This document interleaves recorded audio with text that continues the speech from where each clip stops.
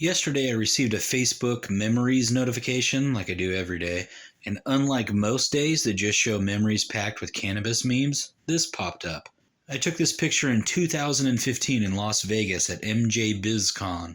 Seen in this picture is Chris and Jeff Mazansky on the left and right, respectively, along with Robert the Tuna Platshorn there in the middle. Seen in this picture is roughly 50 years worth of prison time served for cannabis-only offenses.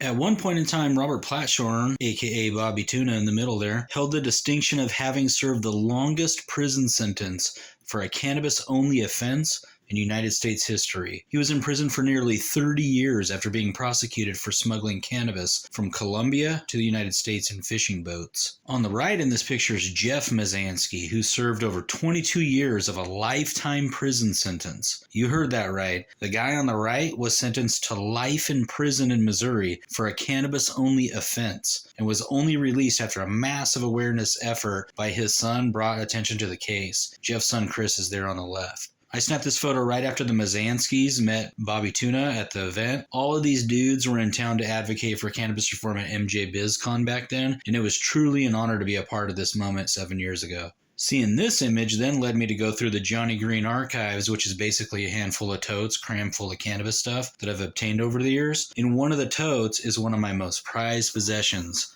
this 1981 High Times magazine with Bobby Tuna's case as the cover.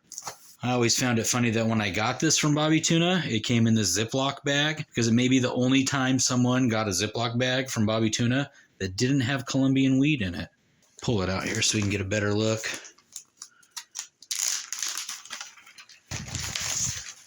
There it is.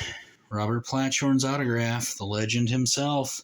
Interesting story about Bobby Tuna. In addition to being an old school cannabis smuggler, Bobby Tuna was also a pioneer in the infomercial scene. The OxyClean guy, the Slap Chop guy, who I think was the same as the ShamWow guy. Maybe, maybe not. Regardless, all of them owe their hustles to Bobby Tuna, who in many ways started it all prior to moving millions of pounds of Gigglebush. No decades-old High Times handling would be complete without taking a look at what's inside. Like taking a trip down memory lane. The mushroom people. Wonder what they're up to these days. There it is. The old school cartel weed pictures.